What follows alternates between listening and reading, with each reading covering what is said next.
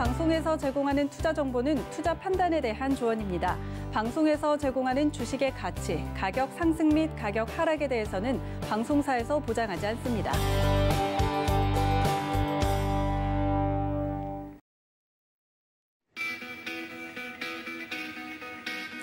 안녕하세요. 고수익 작전타임 진행의 이수연입니다. 전일은 공매도 첫 거래일이었는데요. 매도세를 크게 견뎌내지 못하고 우리 시장은 양대 시장 모두 하락 마감을 했습니다. 특히 코스닥이 2%대 급락 마감을 했는데 양대 시장에서는 외국인과 기관의 동반 매도세가 출회되면서 크게 하락한 모습을 보였습니다. 특히 일부 바이오 섹터와 2차 전지 업종에서도 종목별로 하락세가 나타났는데요. 이에 대한 전략들 오늘도 자세하게 짚어드리고 시황 전략 챙겨드리도록 하겠습니다. 그럼 지금 출발하기 전에 오늘의 투자 작전 지금 화면으로 확인하시죠. 네, 오늘의 투자 작전입니다. 김민수의 작전 키워드에서는 4월 달 외국인의 기관 그리고 수급 동향을 살펴보도록 하겠습니다. 네, 허반석의 작전 리포트에서는 2차 전지 수요와의 전쟁에 대해서 설명드릴 텐데요. 전일 2차 전지 업종이 주가세가 좀 이어졌기 때문에 이에 대한 자세한 분석 해드리겠습니다. 마지막으로 이주연의 고수익 포트에서는 공매도 과열 종목에 대한 점검해드립니다.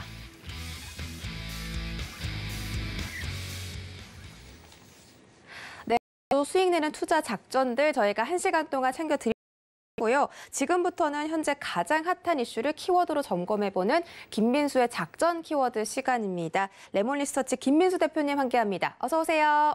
네, 안녕하십니까. 네, 반갑습니다. 자, 지금 바로 첫 번째 키워드 확인해 볼까요? 네, 확인하기 전에 인사드리겠습니다. 네, 자, 지금 4월 외국인 기관의 수급 동향 오늘의 키워드로 체크해 보도록 하겠습니다. 네, 4월달 시장이 며칠 전에 끝났고요. 네. 이제 5월 4일입니다. 그래서 이제 4월달을 어떤 흐름으로 끝났는지 잠깐 정리를 해보게 되면요. 네. 특히 지금 글로벌 증시와 한국 증시를 비교를 해봤을 때 4월 중반까지는 좋았습니다. 무지 좋았죠. 특히 코스닥이 천스닥 얘기 나오면서 어떤 글로벌 증시를 쭉 비교해 보게 되면 가장 많은 시장이 한국의 코스닥이었습니다. 그런데 이게 머선 일이고 라고 생각할 정도로 급락이 나오죠. 지금 어제까지 나왔었을 때 공매도 영향권과 함께 충격을 받았던 흐름까지 되짚어 보게 되면 일단은 공매도의 영향권일 수도 있겠지만 무엇보다 많이 올랐기 때문에 그에 따른 차익 매물이 같이 연결되면서 나오는 코스닥의 변화다라는 쪽도 눈여겨봐야 될 것 같고요. 특히 이제 4월 중반 같은 경우는 미국 시장보다도 더 좋을 정도로 코스피, 코스닥 모두 다 괜찮았는데 그러다가 빠르게 한 2주 만에 모든 자리를 다 내려놓고 다시 좀 부진한 쪽으로 가고 있고요. 그러다 보니까 상대적으로 미국의 S&P 500이 가장 견조했고 그 밖에 나스닥 지수도 약간 그를 못 따라 유럽 지수도 못 따라가는 가운데 중국은 뭐 거의 계속 쳐져 있죠. 그렇기 때문에 중국 시장의 투자보다는 아무래도 지금 기조로 봤을 때는 그나마 양호한 쪽이 달러와의 투여와 함께는 미국 시장이 제일 낫지 않을까라는 쪽인데 우리 국내 증시도 좀 힘냈으면 하는 바람이고요. 그런 쪽에서 이제 4월 달에 투자자별 매매 동향을 살펴보게 되면 코스피와 코스닥을 나눠봤을 때 뭐 똑같습니다. 근데 이렇게 보니까 코스피는 쌍고가 만들고 빠지고 있네요. 네, 코스닥도 거의 비슷한 기조로 나오고 있다 보니까 기분이 안 좋습니다. 네, 그런데 지금 중요한 상황은 개인들 중심으로 매수세가 계속 이어졌다는 부분이 되고 있고요. 외국인도 한때 코스피 쪽에서는 개인과 함께 순매수로 갔다가 중반 또 이후부터는 매도로 빠르게 전환되다 보니까 시장의 동력이 사라졌고 게다가 또 기관들은 거의 주식하기 싫고 그런 상황으로 코스피는 4월 달도 이어졌고요. 코스닥을 봤을 때 또 마찬가지로 여전히 시장의 주인은 개인 쪽인데 지수만 돌렸으면 참 좋겠지만 일단 개인들의 매수세가 제일 많았고요. 그건 또 눈여겨볼 게 연기금입니다. 연기금은 코스피는 매도, 코스닥은 그래도 매수로 기조를 이어간다는 관점 쪽에서 눈길이 가고 있고요. 게다가 요즘에 나오고 있는 공매도와 관련된 쪽에 여러 가지 압박이 커졌을 때 오히려 이를 좀 상쇄하고 버팀목으로 응원군으로 나올 수 있는 쪽은 연기금이 아닐까라는 생각을 살짝 해보는데 아직 매수량은 그렇게 크지는 않습니다만 무엇보다 지난 기회가 끝난 다음에 나온 변화다라고 하게 되면 일단 중소형주를 챙기겠다라는 입장 쪽에서 연기금이 매수가 들어온다라는 부분들은 눈길이 가고 있고요. 이런 쪽이 지속적으로 이루어져서 좀 더 어떤 중소형주 쪽에 대한 볕이 계속 들었으면 하는 바람이지만 아직은 공매도와 함께 이어지는 변화가 더 강하다는 쪽에서 일단 빛을 발하지 못하고 있다라고 바라보고 있고요. 그런 쪽에서 이제 고객예탁금과 또 신용잔고 관련된 쪽을 같이 또 비교를 해보면서 4월 달의 동향 그리고 또 지금 눈길이 가고 있는 5월 달에 국내 유동성까지 어떻게 연결될 것이냐라는 부분을 봤을 때는요. 일단 가장 먼저 고객예탁금은 엄청 출렁입니다.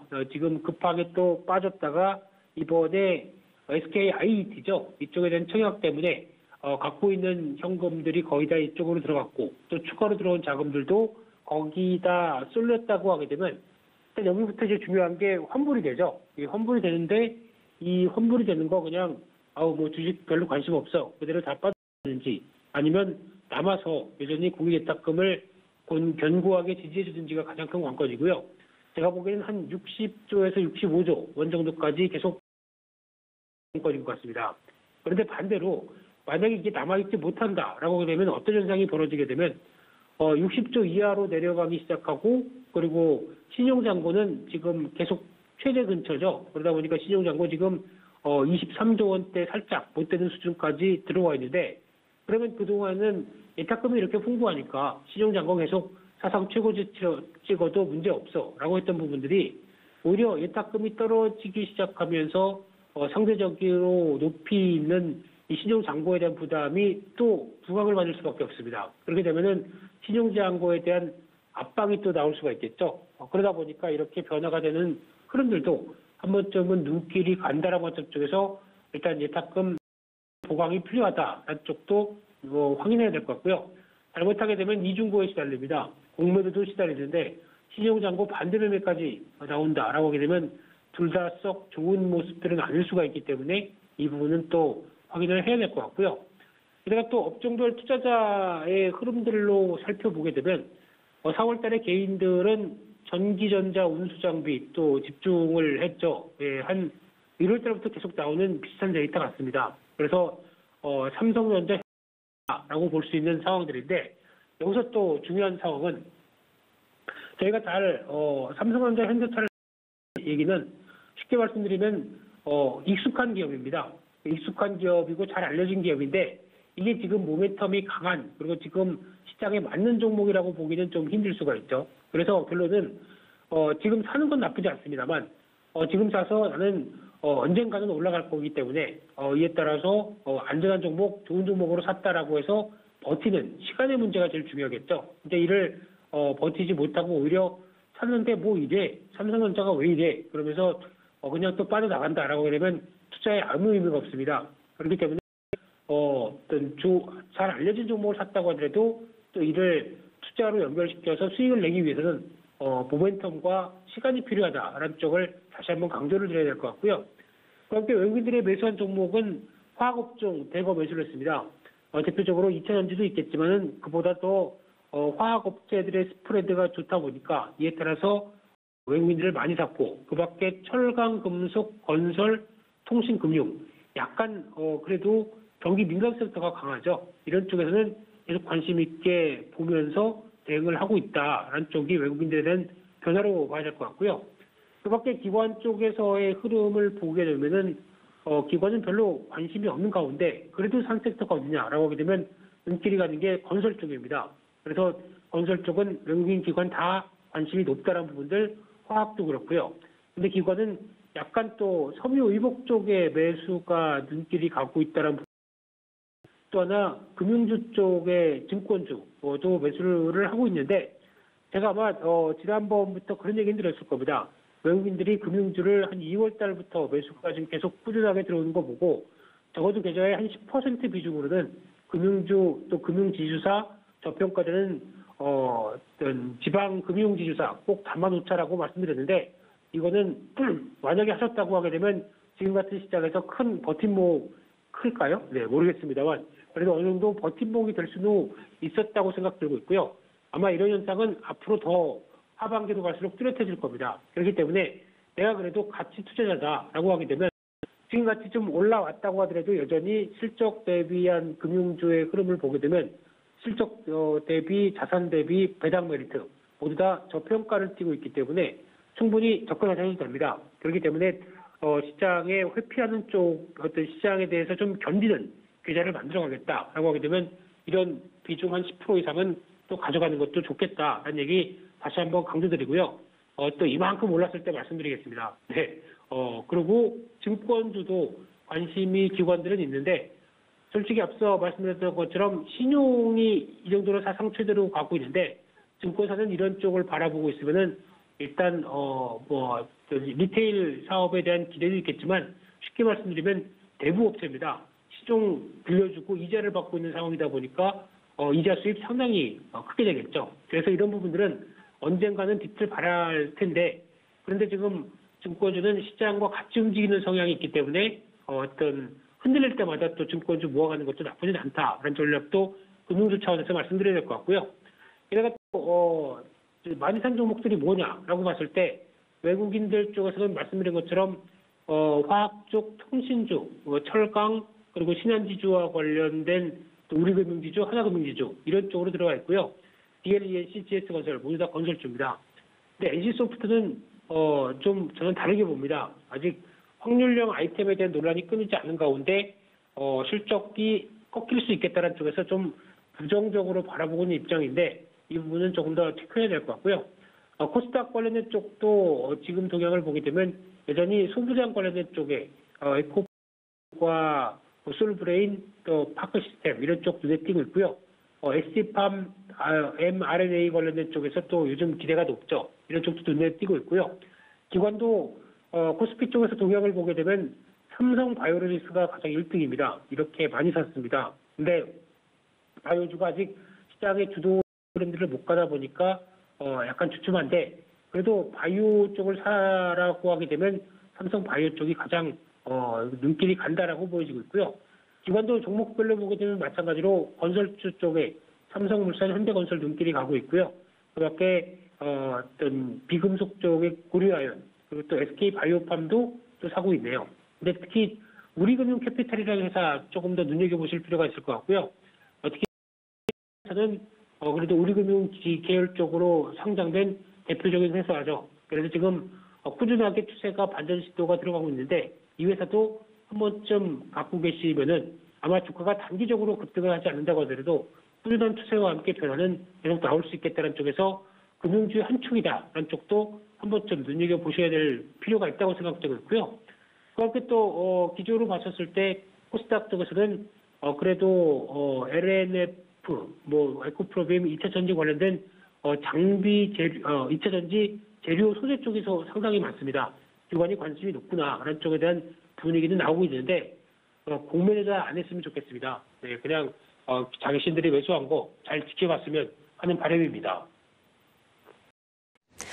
네, 현재 외국인과 기관의 수급 동향에 대해서 체크해드렸고 4월 한 달 동안 외국인들이 순매도한 매도 규모가 2조 원 가까이 된다고 합니다. 하지만 개인 투자자들이 이런 부분을 받쳐주기에는 좀 부족한 상태인데 이와 관련해서 어떤 섹터 그리고 어떤 업종, 종목 체크해야 하는지 우리 김민수 대표님께서 봐주셨고요. 자, 그리고 지금 저희가 첫 번째 좀 인사를 못 드린 것 같아요. 대표님 안녕하세요. 아우 깜짝이야. 예, 네. 안녕하십니까. 네, 예. 반갑습니다. 네, 반갑습니다. 아유, 네, 반갑습니다. 네. 앞으로 잘 부탁드리고요. 자, 그럼 네. 저희 두 번째 키워드 바로 체크해 보시죠. 네, 두 번째 키워드는 공매도 재개 체크 포인트입니다. 현재 많은 투자자들의 예상과 달리 우리 시장 낙폭 키우면서 조정을 받았기 때문에 이에 대한 자세한 전략 세워보도록 하겠습니다. 자, 14개월 만에 지금 일부 종목에서 공매도가 재개됐는데 어제 이 동학개미들이 매수한 종목에서 외국인 투자자들이 집중적으로 매도하는 현상이 나타났거든요. 이에 대한 자세한 전략 그리고 방법 설명해 주시죠. 네, 기분이 안 좋습니다. 공매도 얘기만 하게 되면 기분이 안 좋고요. 네. 혹시 앵커님께서는 공매도의 여파가 영향력이 앞으로도 계속 더 커질 네. 거라고 생각하십니까? 사실 많은 분석가들이 이제 한 달 동안, 네. 한 달 전후로만 이런 영향이 있고 이제 실적이 너무 탄탄하다 보니까 공매도의 영향이 적인 부분도 있다고 하더라고요. 네, 그렇죠. 그거는 다른 전문가들의 생각이고요. 네. 앵커원님은 아직 근데 거의 비슷한 생각이신 거죠, 앵커님께서도요. 네, 알겠습니다. 근데 다들 영향이 없다, 괜찮을 거다라고 해놓고 어제 뚜껑을 딱 열어보니까 이게 또 무슨 일입니까? 네, 아주 짜증나는 일이죠. 지난주부터도 강조드린 게 다른 쪽이 다 괜찮다 그러면은 모두가 예스할 때 놓을 수 있겠다라는 생각도 살짝 해봤는데 그래서 포트폴리오 압축하라라는 얘기 지난주에 상당히 많이 드렸었고요. 좀 자신이 없습니다. 이런 시장에 대해서는 어떤 일이 벌어질 거에 대한 확신이 없다 보니까 그런 부분들이었는데 쉽게 말씀드리면 과거 데이터는 별로 안 중요하고요. 과거 두 차례 이뤄졌던 공매도 재개는 벌써 10년 전 얘기입니다. 그렇기 때문에 그걸 가지고 지금 뭐 괜찮다라는 될 것 같고요. 게다가 또 지금은 어제 같은 경우도 거의 뭐 1조 가까이 외국인들이 공매도가 재개가 되다 탔구나 이때가 기회다 right now 이러면서 거의 매도를 강화시켰다는 얘기는 외국인들이 뭐 한 명도 아니겠지만 지금 한국 시장에 대한 밸류를 하겠다고 생각하는 외국인도 상당히 많다는 얘기입니다. 그만큼 시장에 대해서는 오히려 너무 괜찮다만 볼 게 아니라 이런 식의 지금 현재 나오고 있는 한국의 어떤 시장에 대한 밸류를 다시 어느 정도 좀 확인할 필요가 있겠다는 쪽도 눈여겨봐야 될 것 같고요.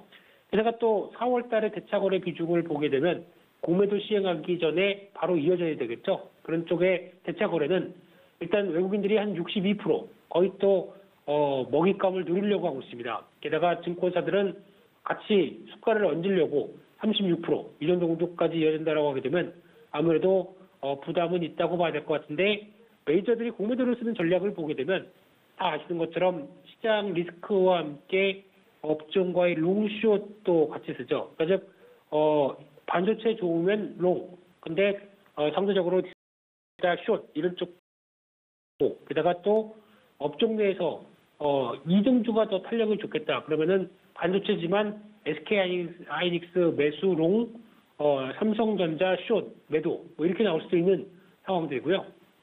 그래서 이런 전반적인 흐름들을 봤었을 때 개별 이슈가 또 해당 종목에 영향을 끼칠 가능성이 더 높다라는 쪽으로 바라보고 있고요.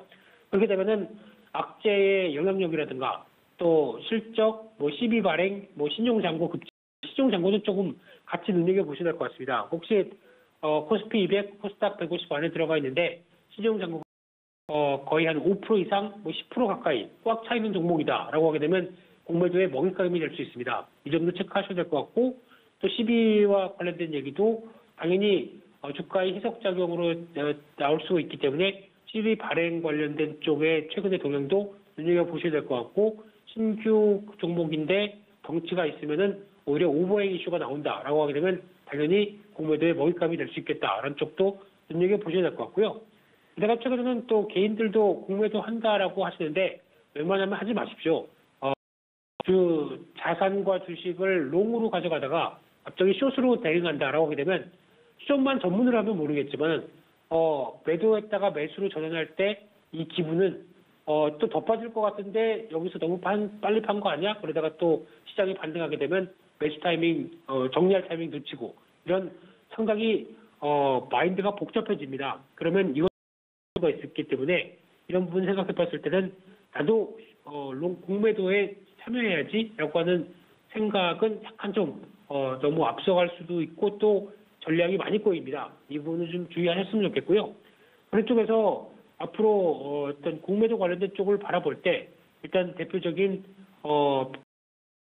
KRX 정보 데이터 시스템이라고 하는 부분들도 체크를 해보시면서 또 대차거래 잔고는 HTS에 나오죠. 이런 부분들을 체크해 보시되 일단 변동성은 커질 것 같습니다. 특히 종목적으로는 커질 수가 있기 때문에 계속 내가 가지고 있는 종목들이 HTS 상으로도 대차거래나 공매도가 늘어난다라고 하게 되면 또 주의가 필요하겠죠. 안 되면 정리하는 게 맞습니다. 너무 이걸 가지고 힘들게 버티다가 오히려 또 단기적인 또 파장이 커질 수가 있기 때문에 확신이 있는 종목이면은 공매도 때문에 밀렸을 때 오히려 추가로 낙폭이 커지는 부분을 매수로 잡을 수는 있습니다만 그래도 좀 대응이 좀 힘들겠다라고 하게 되면 일단 정리 후에 다시 깔끔하게 다시 보는 것도 또 하나의 전략이다라고 말씀드리겠습니다. 네, 지금 어떻게 하면 공매도의 타겟에서 벗어날 수 있는지에 대해서 같은데 일단 실적 전망치가 어두운 종목이나 주가 밸류에이션 부담이 큰 종목들 그리고 이 대차 거래가 크거나 실적까지 안 받쳐준다면 조금 이 종목들은 피하는 게 좋겠다라는 설명을 들어봤습니다. 자, 그렇다면 오늘 시장에서도 이런 영향들이 미칠지 궁금한데 오늘장 전략은 어떻게 보시나요? 네, 오늘 시장은 이제 미국 시장 혼조로 이어졌는데 국내 시장은 아무래도 어제 밀려갔던 여파가 있고 공매도의 또 추가적인 영향권에 대해서 좀 두려워할 것 같습니다. 그래서 지금 이런 부분들 아무래도 시장에 작용할 것 같고요. 그러면 추가적인 또 흔들림 더 나올 것이란 관점 쪽에서 바라보되 오히려 지금 꾸준히 하락해서 더 낙폭을 키워서 오히려 최근에 그러니까 오늘이나 내일까지도 낙폭을 좀 더 확대시킨다라고 하게 되면 오히려 지금 공매도가 시행되면서 나오는 압박 때문에 물량까지 같이 부담을 이어져서 나오는 단기 저점은 오히려 약간 공격적으로 보게 되면 낙폭 과대를 또 이용할 수는 있습니다. 이게 지금 과거 많이 썼던 전략들인데요. 이렇게 지켜보셨다가 낙폭이 급하게 나온다라고 하게 되면 그거를 또 살짝 사서 오히려 반등이 나올 때 정리하는 이런 짧고 강하게 매매할 수 있는 전략도 공매도 재개 이후에는 또 하나 쓸 수 있는 전략이기 때문에 이런 편들도 계속 확인해야 될 것 같고요. 게다가 또 오늘 실적 발표들 여러 가지 많이 나오는데 그중에 뭐 또 금호석유나 카카오게임즈 눈여겨볼 필요 있을 것 같고요. 그래도 지금은 현금 없이는 앞서 말씀드렸던 낙폭 과대를 이용하는 전략이나 여러 가지 전략에 대해서 쓸 수가 없기 때문에 일단 지금은 현금 확보해서 어느 정도 포트폴리오를 슬림하게 맞춰놓고 상황 쪽에서 시장을 대응하는 게 훨씬 더 좋겠다라는 쪽은 다시 한번 강조드려야 될 것 같습니다. 네, 알겠습니다. 미국의 제조업 지표가 발표됐는데 이에 대한 부분들 예상치 하회했습니다. 오늘자 시장에 어떤 영향 미치는지 잘 체크해 보면서 여기서 우리 김민수 대표님 보내드릴게요. 고맙습니다. 감사합니다.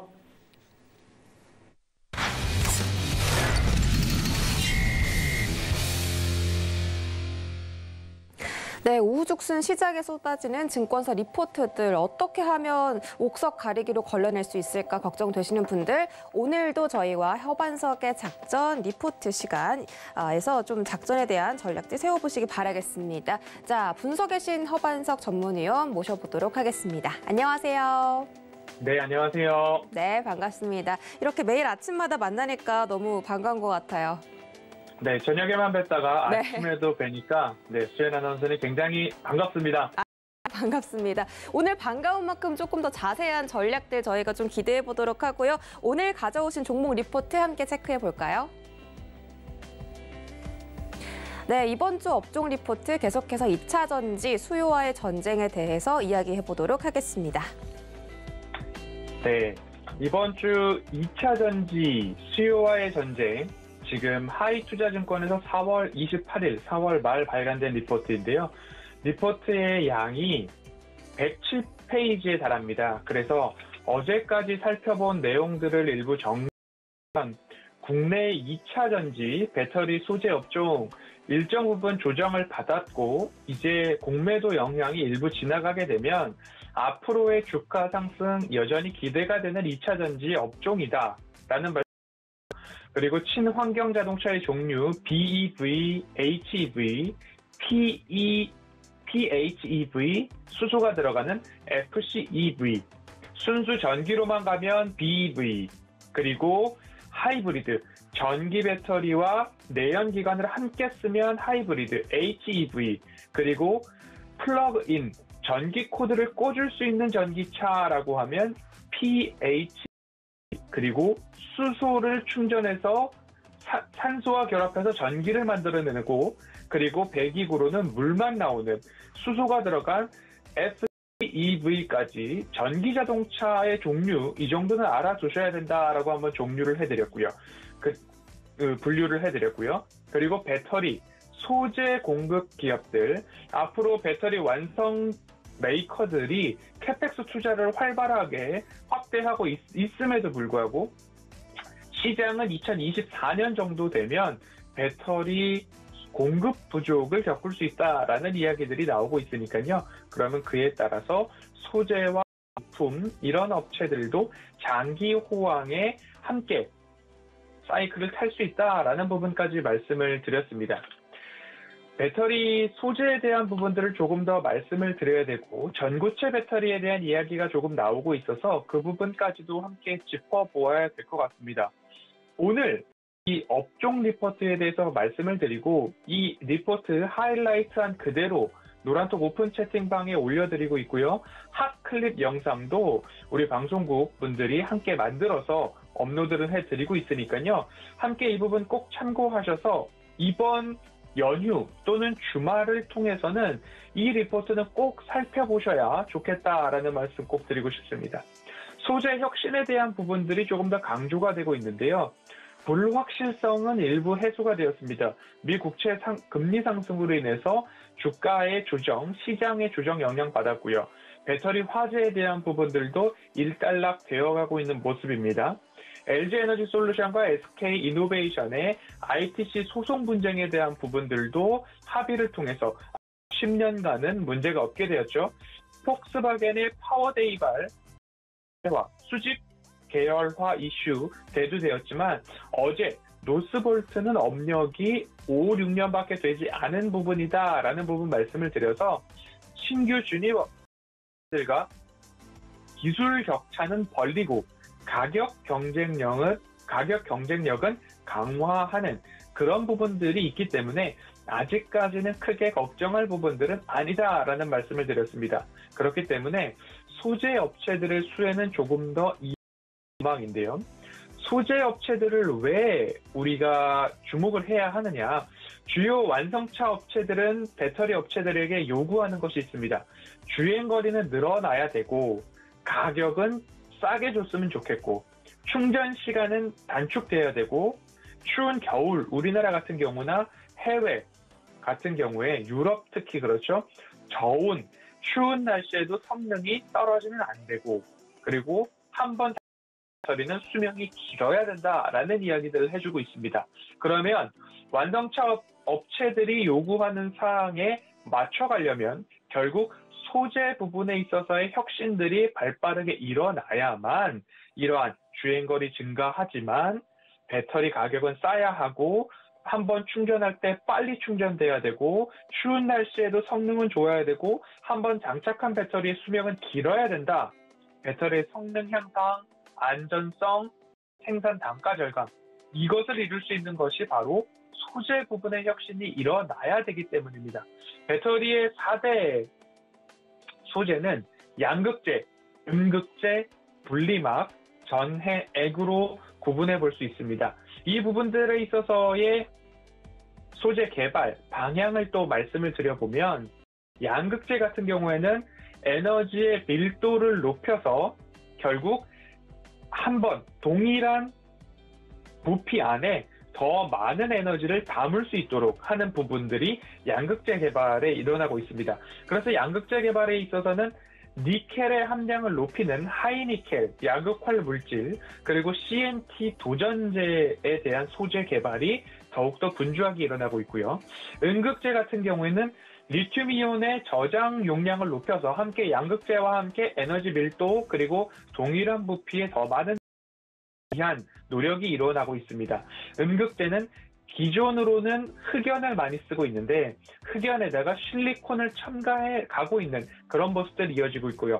전해 액 같은 경우에는 배터리의 수명 그리고 추운 날씨에도 좋은 성능을 내고 충전 시간과 방전 시간에 대한 효율성을 조금 높이는 그래서 전해 액에 다양한 첨가제를 활용을 해서 이러한 부분들의 혁신을 기술 개발에 노력을 가하고 있습니다. 그리고 가격 경쟁력에 있어서 중저가 전기차에도 배터리를 넣기 위해서 하이니켈, 니켈 대신 저렴한 망간, 그래서 NCM 하면 니켈, 코발트, 망간 이런 식으로 앞자리를 땄다라는 부분들 앞으로 리포트나 뉴스를 읽으실 때에 한번 참고를 하시면 좋겠습니다. 그래서 어떻게 하면 단가는 저렴하고 성능은 좋은 이런 배터리에 대해서는 소재 혁신에 대해서 그 키를 갖고 있다라고 이해를 해보시면 좋을 것 같습니다. 그래서 주행거리, 그리고 충전 시간, 안전성, 추운 날씨에도 잘 가야 되고요. 한번 설치한 배터리는 오랫동안 쓸 수 있어야 된다라는 부분으로 여러 가지 양극재부터 분리막, 전해액, 그리고 그 안에 들어가는 부분들 함께 살펴보고 있습니다. 소재 개발 업체들을 한번 보면 결국엔 여기에 나열되어 있는 기업들이 국내에서는 대부분이다라고 보시면 좋을 것 같습니다. 빠르게 한번 살펴보면 에코프로비엠, LNF, 포스코 케미칼, 코스모 신소재, 나노 신소재, 동진 세미캠 정도가 양극재, 그리고 대주전자재료 대주전자재료 일진 머트리얼스, 솔루스 첨단 소재 정도가 음극재 부분으로 구분을 해볼 수 있고요. 천보, 후성, 덕산 테코피아 정도 볼 수 있고요. 그리고 동아일렉트릭, 폴브레인, 그리고 분리막 시장에서는 단연 SKI 테크놀로지가 이제 공모 절차를 마치고 다음 주 화요일 11일 정도면 상장 준비 중인 기업들로 살펴볼 수 있을 것 같습니다. 이 부분도 각 업체가 어떤 부분들에 특화되어 있는지 리포트 내용을 조금 더 살펴보면 나와 있으니까요. 꼭 리포트 전문은 시간을 내서서라도 한번 보셔야 된다라고 보시면 좋을 것 같습니다. 전고체 배터리에 대한 이야기들이 많이 나오고 있습니다. 최근에도 나오고 있는데 이 전고체 배터리를 볼 때에 전고체 배터리를 모 기업에서 개발을 했대. 그리고 소형 가전에 탑재를 한대. 라는 부분들이 우리나라의 2차 전지 배터리 업체들에게 위협이 되고 있다라는 뉴스가 조금 확대 재생산되면서 공매도까지도 이 기사와 함께 엮어서 2차 전지 주가에 조금 부정적인 영향을 앞당겨 오고 있고 심화를 해주고 있는 모습인데 삼성 SDI의 출발점을 한번 살펴보면 결국 소형 가전, 그리고 전동 공구, 소형 배터리에서부터 시작되었다는 거죠. 우리가 쉽게 얘기하는 건전지, 더블A든 트리플A든 쓰고 있었고 그 이후에 그 건전지는 충전해서 쓸 수 있는 충전 건전지까지 발전을 했습니다. 그 이후에 조금 더 소형 전지가 발전될 때에 소형 공구, 가전 등에 쓰였다라는 부분, 그리고 휴대폰 소형화하면서 이 배터리에 대한 시장은 점차 발전되고 있었다. 이제는 전기 자동차에까지 왔듯이 전고체 배터리는 이제 막 기술이 상용화 단계에 들어가기 위해서 안전성을 높이고 있는 그런 단계, 내부적으로도 아주 비밀에 쌓여 있는 그런 시장이다라고 보시면 좋겠습니다. 이제 막 아주 작은 전고체 배터리가 우리가 리모컨의 배터리를 전지를 넣어서 쓰는 것처럼 전고체 배터리라고 하는 것이 아주 작은 부분에서부터 시작이 되어가고 있는데 현재 전기자동차에 쓰고 있는 배터리는 대부분 리튬 이온 배터리입니다. 이 리튬 이온 배터리가 가진 기술적 한계를 극복을 해서 결국 차세대 기술 전고체 배터리에 대한 관심들이 높아지고 있는 건데요. 그렇기 때문에 아주 작은 소형 전고체 배터리가 나왔다라고 해서 우리 시장의 배터리 3사가 무너지는 것은 절대 아니기 때문에 그 부분에 있어서의 고민, 걱정은 좀 내려놓으셔도 된다라는 말씀을 좀 드리고 싶습니다. 전고체 배터리를 조금 더 말씀을 드려보겠습니다. 에너지 밀도는 조금 더 높이고 그러면 거리가 확보되겠죠. 앞으로 전고체 배터리가 중요한 부분은 자율주행 시대도 우리에게는 오게 될 미래인데 그 기술을 확보하고 진행을 시키기 위해서는 일평균 5TB에서 15TB 자율주행차가 진행을 하고 주행을 하면서 카메라와 센서를 통해서 지형 및 주변 환경, 지도 데이터까지도 모두 다 소화를 해내려면 5에서 15TB 정도의 데이터 처리를 해야 하는데 이러한 데이터 처리를 하기 위해서는 결국 배터리도 굉장히 중요하다. 배터리 용량도 중요해졌다라는 부분입니다. 두 번째로는 일부 안전성에 대한 문제입니다. 가연성, 불이 붙을 수 있는 액체 전해질이 결국 고체 전해질로 대체가 되는데 전기화학적 안전성 확보가 아직까지 고체 연료, 고체 전해질에서는 확보가 되어가고 있는 상황이다라는 부분입니다. 액체 같은 경우에는 충격에도 조금 미약하겠죠. 그리고 뭔가 뾰족한 것에 찔렸을 때에 그 액체가 새어나올 수도 있고요. 그런 외부 충격 화재 요인이 액체 전해질에 있었는데 그 부분이 고체로 바뀌었을 경우에는 결국엔 조금 더 안전성, 화재로부터의 안전성을 확보해 나갈 수 있다라는 부분 조금 살펴보시면 좋을 것 같고요. 원가 절감에 대한 부분입니다. 이렇듯이 결국 폭발 위험이 낮아지면 안전성을 위해서 사용되던 그런 부품들이 조금 감소할 수 있습니다. 그리고 배터리의 부피도 축소를 시킬 수 있겠죠. 전고체 배터리 같은 경우에는 결국엔 전기화학적 안전성이 낮은 액체를 사용하지 않기 때문에 분리막도 사라지게 됩니다. 그러면 공간과 부피 활용에 있어서의 효율이 높아지게 되고 배터리 매니지먼트 시스템이라고 하는 BMS에 대한 부품들도 사용을 하지 않아도 되는 부분까지 이어가 볼 수 있을 것 같습니다. 이렇게 전고체 배터리를 왜 주목하고 있느냐? 결국엔 안전성, 그리고 에너지 효율성, 밀도, 부피 모두가 전고체 배터리가 좋습니다. 하지만 이 전고체 배터리를 상용화하기 위해서는 극복해야 할 과제들이 몇 가지가 있는데요. 여기서부터는 재차 반복해서 좀 들으셔야 좋을 것 같습니다.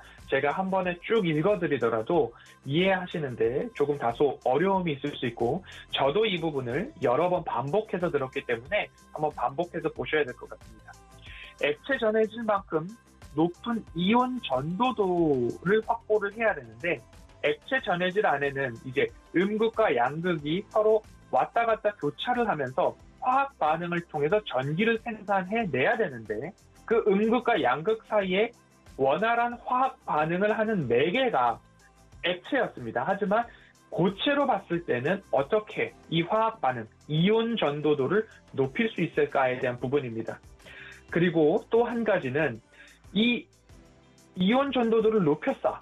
그렇게 했을 때는 이 화학적 반응이 넓어졌다는 겁니다. 고체 배터리는 이 넓어진 화학 반응을 어떻게 컨트롤할 수 있을 것인가? 한도 끝도 없이 쭉 화학 반응이 일어나면 우리가 핵융합에서도 보았듯이 한도 끝도 없이 지속적으로 전기가 생산되고 열이 난다라고 하면 안전성을 담보할 수 없기 때문에 이 안전성은 어떻게 극복할 것인가? 그리고 전고체 배터리에서 활용되고 있는 고분자의 전해질 이 부분에서도 발열 어떻게 컨트롤할 것인가? 그리고 액체가 아닌 공기 중에서의 화학 물질들 어떻게 안전성 컨트롤할 수 있을 것인가? 이렇듯이 여러 안전성에 대한 극복 과제가 아직 남아 있고요. 그리고 접촉 계면을 확보해야 된다. 어떻게 하면 전기를 잘 이뤄낼 것인가? 어떻게 하면 전기가 잘 일어나는데 그 안전성을 담보할 것인가? 여러 가지 복합적인 문제들이 있습니다. 예를 들면 이런 부분입니다. 우리가 커피를 마실 때에 뜨거운 물을 타놓고 거기 안에 커피 알갱이를 넣고 그리고 아이스를 좋아하시는 분은 얼음을 넣습니다. 그러면 그 물 안에서 얼음과 커피 알갱이가 다 조화롭게 섞일 수 있는 부분, 이 부분이 현재는 리튬 이온 배터리, 전해 액을 쓰는 배터리인데 전고체 배터리는 아이스 아메리카노를 마시고 싶은데 물 없이 얼음과 커피 알갱이가 잘 섞이게 만드는 기술을 개발하고 있다라고 보시면 좋겠습니다. 그러면 얼음 알갱이와 커피 알갱이가 어떻게 하면 맛있게 잘 섞일 수 있을까? 이 고민들을 전고체 배터리 개발하시는 연구진들이 하고 있다라고 보시면 조금 더 이해가 쉬울 것 같습니다. 소재로서 리튬 메탈 소재를 또 사용을 하고 있는데 전고체 배터리에 기존 리튬이온 배터리에 쓰고 있는 흑연을 썼을 때에는 아직까지 밀도 개선이 어렵기 때문에 일부 대체제가 필요하다라는 이야기까지 총 일부 6개까지도 극복해야 할 그런 어려운 과제들 수행해 나가고 있다라는 부분이기 때문에 이 전고체 배터리에 대한 연구는 현재까지 개발 중이고 상용화되기까지는 꿈의 배터리라고 하고 있기 때문에 모두 다 일종의 비밀리에 붙여지고 있습니다. 어느 누가 먼저 상용화에 갈지 제가 봤을 때는 막대한 자본이 들어가고 있는 그러한 배터리 3사, 우리나라의 그리고 시장 점유율 1위 기업들, 4 기업들이 막대한 자금력을 동원해서 연구 개발을 하고 있기 때문에 물론 여기서도 주도권 싸움이 있겠지만 우리나라 국가대표 기업들 중에서 전고체 배터리, 삼성 SDI나 LG화부터 좀 이어지지 않을까 생각을 하고 있습니다. 이렇듯이 배터리에 대한 부분들 굉장히 복잡하고 어렵기도 하지만 결론부터 말씀드리면 먼저 말씀드렸던 우상향 추세, 앞으로 전 세계가 향하고 있는 친환경, 신재생 에너지, 2차 전지 배터리 업종 여전히 전망은 밝다라는 말씀드리고 싶고요. 전고체 배터리 양산은 빨라야 27년에서 30년 정도로 오늘 살펴본 리포트에서는 전망을 하고 있듯이 아직까지 조금은 기다려봐도 좋다. 그렇기 때문에 여러 가지 뉴스에 현혹되지 말고 고민하지 않으셔도 좋겠다라는 말씀 드리고 싶고요. 이틀 동안 조금 빠르게 2차 전지 배터리 시장 업황에 대해서 말씀을 드렸고요. 2차 전지 배터리 완성업체뿐만 아니라 소재 업황도 여전히 장기 사이클 안에서 호황 이어갈 것이다 라는 말씀 드리고 있습니다. 오늘 전고체 배터리까지 살펴봤고요. 앞으로 내일은 휴일이지만 제가 배터리에 대한 부분들 그간 작전 리포트에서 살펴보았던 이야기들 한번 특집 방송으로 말씀을 드려보고자 합니다. 그 부분도 참고를 해주시고요. 노란톡 오픈 채팅방 열려있기 때문에 그 부분 오셔서 2차 전지도 함께 살펴보셨으면 좋겠습니다. 오늘 조금 빠르고 어려운 내용들 살펴보았지만 꼭 다시 보기를 통해서 추가적으로 공부 꼭 해야 할 2차 전지다라는 말씀 오늘 여기까지 드려보도록 하겠습니다.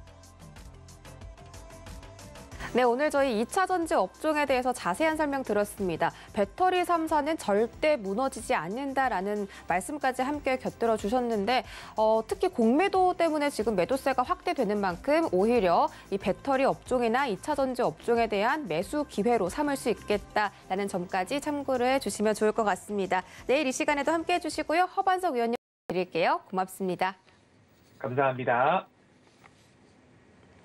네, 이어서 저희 이주연 위원님의 고수익 포트 바로 만나보도록 하겠습니다. 이 단기 포트와 장기 포트 두 가지로 나눠서 우리 이주연 위원님께서 구성해 주신 종목들로 수익을 내는 방법인데요. 일단 이주연 위원님 바로 만나보도록 하겠습니다. 안녕하세요. 네, 안녕하세요. 네, 반갑습니다. 오늘도 양봉을 향한 빨간 셔츠를 입고 이렇게 나타나 주셨는데 오늘도 저희가 좀 이 수익 포트에 대한 운용 방법까지 기대해봐도 좋을까요? 네, 오늘은 포트폴리오 좀 대응을 해야 될 것 같아요. 네. 아무래도. 네, 알겠습니다. 자, 대응 방법 저희가 듣기 전에 일단 운용 방법부터 먼저 살펴보도록 하겠습니다. 네, 이주연의 고수익 포트 운용 방법입니다. 주식 포트폴리오 어떻게 꾸려야 하나요? 단기 투자형, 장기 투자형, 자신의 투자 성향부터 찾아보시고 포트폴리오 꾸려보시기 바랍니다. 네, 내가 만약에 소액으로 빠른 수익을 추구한다 하시면 고수익 단기 포트 설정을, 나는 장기 투자로 높은 수익률을 원합니다 하시면 고수익 장기 포트를 설정해 보시기 바랄게요. 고수익을 향한 이주연 전문위원의 작전. 투자 성향에 맞는 포트폴리오를 선택해 종목별 목표 수익률을 달성해 보세요. 자, 그럼 저희 지금부터 포트폴리오 확인해 보겠습니다. 포트 확인하시죠. 네, 보성파워텍과 보령제약, 보성파워텍이 지금 15% 상승 중이고요. 광명전기가 3.93% 올라가고 있습니다. 보성파워텍은 지금 편입된 지 한 달째 다 돼가는데 여전히 10%대 수익권 달성하고 있습니다. 다음 단기 포트 보시죠. 네, 보령제약이 21.51%로 수익률이 가장 좋습니다. 가장 최근에 편입한 종목임에도 불구하고 20% 달성하면서 총 누적 수익률 36% 있습니다. 장기 포트 확인하시죠. 네. 기업지주 여전히 상승률 30%대 유지해주고 있습니다. 성창기업지주 역시 편입된 지 한 달 정도 되어가고요. IS 동선은 11% 역시나 수익률 창출하면서 총 누적 수익률 44.37% 기록하고 있습니다.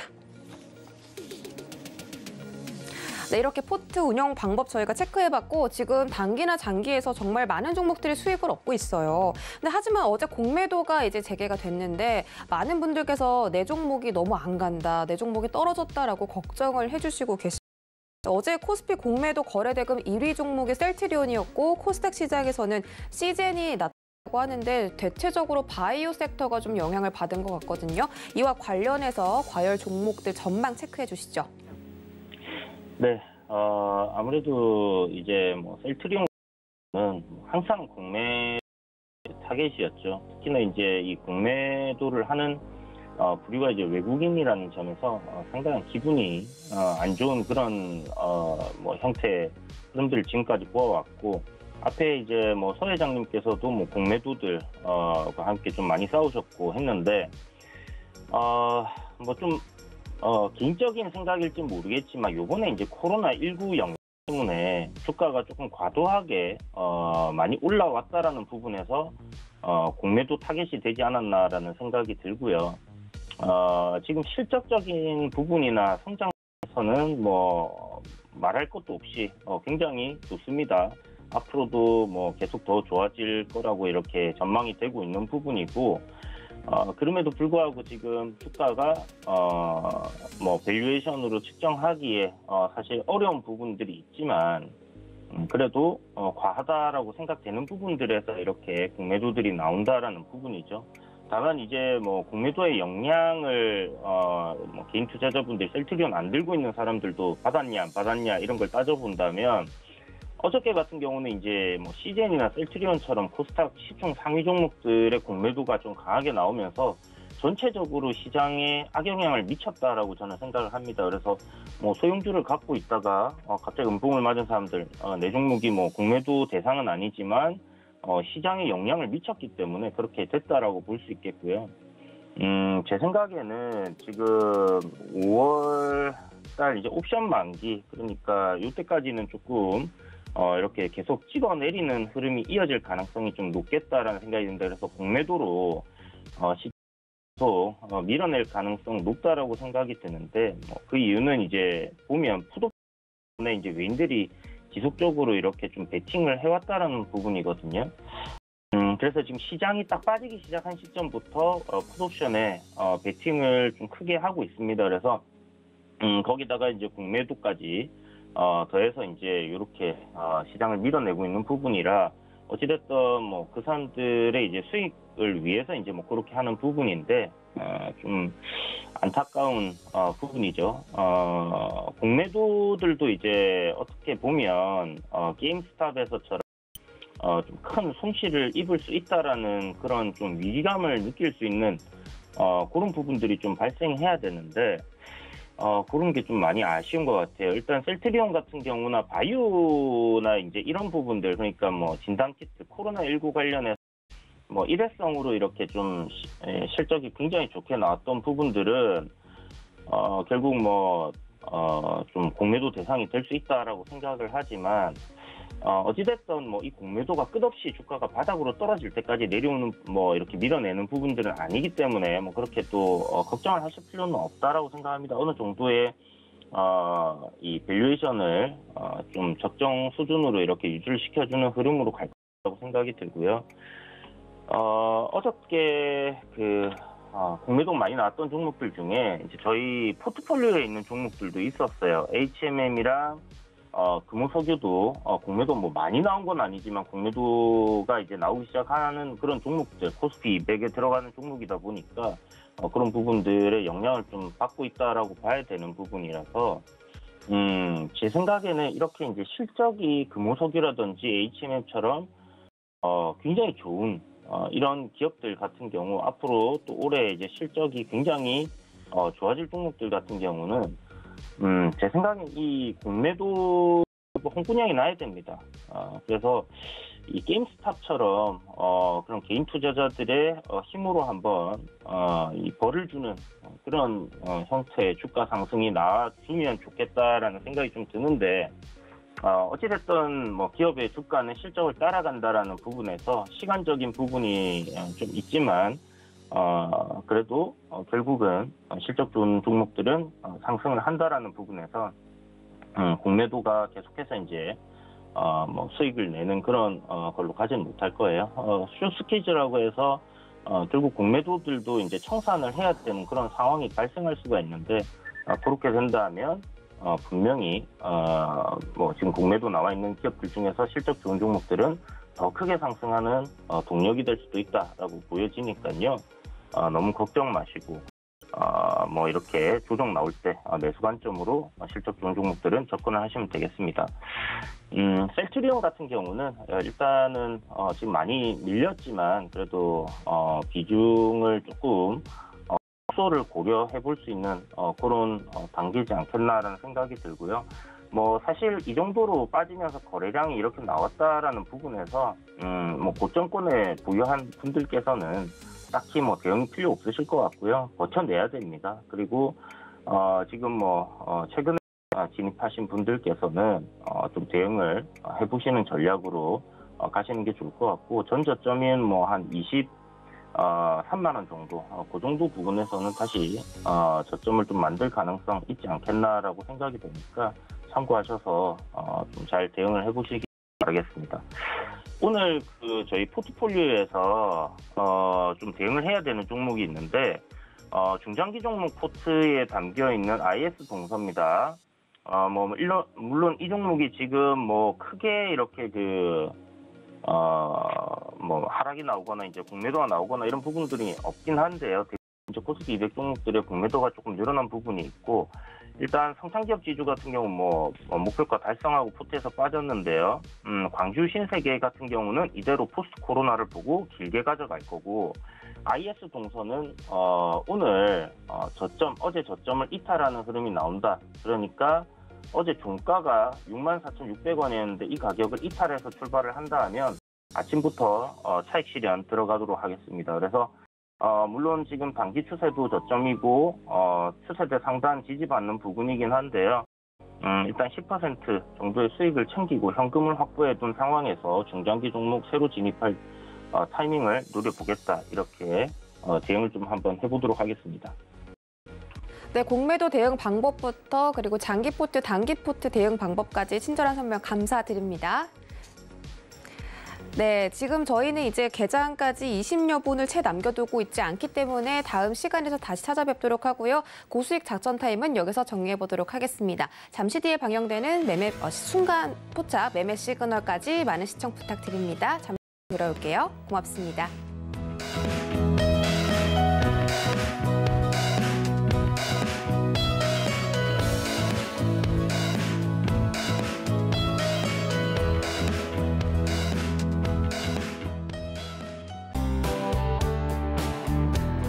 본 방송에서 제공하는 투자 정보는 투자 판단에 대한 조언입니다. 방송에서 제공하는 주식의 가치, 가격 상승 및 가격 하락에 대해서는 방송에서 보장하지 않습니다.